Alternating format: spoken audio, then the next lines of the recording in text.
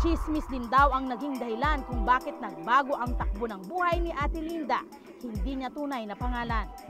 Eh, minsan kasi may kutub ako eh. Paano mo nakikita mo sila nagkukumpulan? Oo, nagkukumpulan. Okay. Tapos pagka dadaan ka, biglang pagbalik mo, wala na, nagpupulasan na isa-isa. Tapos titingnan ka, tapos magtatawanan. Nakita lang daw ako na may kasama nila.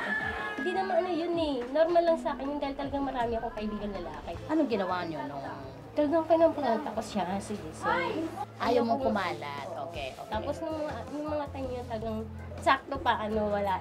Di ba pag ang tao minsan, yung talagang lang pag wala ka pang pera. Tapos Depressed ka rin? Marami ka pa iniisip. Oo, problemado. Oo. Anong ginawa mo? Sinugod mo, okay. Oo. Tapos, anong sinabi Hindi ko na inisip na siya, minor de edad. Pero talagang lumabas sa bibig nila na gano'n. Bandang huli, wala. Ayaw umamin. Umabot daw sa baranggayan ang kanilang naging sagutan. Kasiraan ko yun eh. Kasiraan ko. Ano ba ng asawa mo to? Yung ganitong chismis? Hindi nga alam na yun.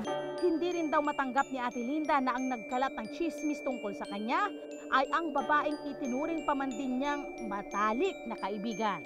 Oo, best friend kaya kasi pag wala yung pagkain, binibigyan ko. Kaya ka naiiyak ng ganyan, kaya ka naaasar. Mga anak niya minsan naalagaan ko. Tapos ganun pa gagawin ko sa akin. Mahirap ba yung ganyan? Wala nang tiwala. Pero yung makasama ka pa rin. Nakikisama ka na lang. May edad na ako. Sabi nga nila, pag may edad ka na, intindihin mo na lang. Kahit nakakaramdam ka na ng hindi maganda. Sige pa rin. Tuloy pa rin yung buhay. Ang nakasagutan ni Ate Linda ang kanyang kapitbahay na si Lizelle, 16 anyos. Pero depensa ni Lizelle, hindi raw siya ang nagkalat ng tsismis na ito. Chichismis daw po namin siya, pero di naman po talaga. May isa pong babae na nagsusumbong po. Sa kanya? Oo, sa kanya na chinichismis daw po namin na siya. Ano yung naging epekto nung away nyo na to dahil sa chismis? Yung nagkasakitan na po. Talaga? Salita. Salita. Wala namang pisikal. Wala naman. Yung laitan po, ganun.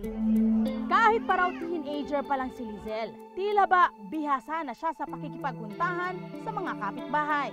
Pero hindi naman po lagi na nagchichismisan kami.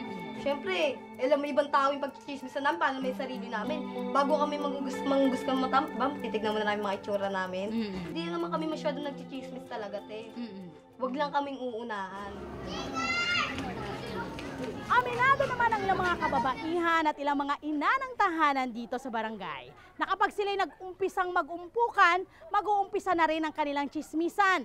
Paano raw kasi wala silang ginagawa maghapon kaya minsan nakakapag-tsismisan sila at minsan napupunta na rin sa kaguluhan. Bit-bit ang kanilang mga anak. Kadalasang nagkakatipon-tipon ang mga misis pagdating ng hapon. May mga tao ba na pinag-chismisan di na lumalabas ang bahay? Lalo na pag walang pera. Lumalabas pa rin. Nakapala naman. Makapala na lang ng mukha. Matira matibay. Ikaw ba na-chismis ka na? Ay, lagi! Proud ako dyan, lagi! Di ba, lagi? Anong chinichismis sa'yo? Ha? O, hindi ako number 1, nadadamay lang. Number 2. Anong kadalasan ng chinichismis sa'yo? Ganito, yung sinasabi na, mga kunyari, may magchichismisan, hanggang sasabihin na, ganito sila yung nagsabi, ganyan. Sa umpukang ito, hindi ko akalaing ang kausap ko na pala ang pinagmulan daw ng away ni Aling Linda at Lizelle. Si Lenlen. Natural madadamay ka na kasi mga... Ano pangalan mo? Ikaw ba si Lenlen? Wala, ikaw pala si Lenlen!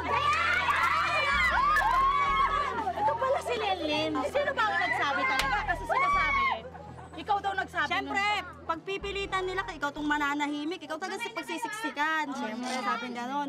Mismo taga, ikaw taga pagsisiksikan kasi ikaw daw taga mismo nagsabi. Natural. Nakapag-sorry ka na ba sa kanya?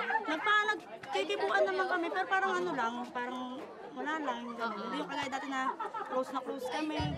Sa pagkakataong ito, pinagharap ko sina Lizelle at Lenlen. Magkaharap ngayon si Lenlen, ay Lenlen pala, at si Lizelle. Okay? So, hindi talaga daw nagkailangan kayo. Kailangan lang po, pero pag kayo may araw na magkakasalubong kami, pa hindi nagkakatawanan kami. Natatawa na lang kayo. Pero never kayo nag-away. Pati yung mga kapitbahay nyo, nag-uudyok, inuudyokan kayo? Lahat naman dito, parehas lang. Inuudyokan. Alam ko nang sinasabi mo, Mare. Ang chismis naging bahagi ng araw ng pang-araw-araw na pamumuhay ng mga Pilipino. Naging gawin na nga ng ilan na gawing pampalipas oras ito. Entertaining kasi ang chismis. Ang problema dito is that hindi alam nung tao na pinagchichismisan siya. Hindi niya kayang maprotektahan yung sarili niya kung ano man yung bagay na sinasabi tungkol sa kanya. The problem there also, dahil pag nagchismis ka from one person to another, lumalaki ang chismis.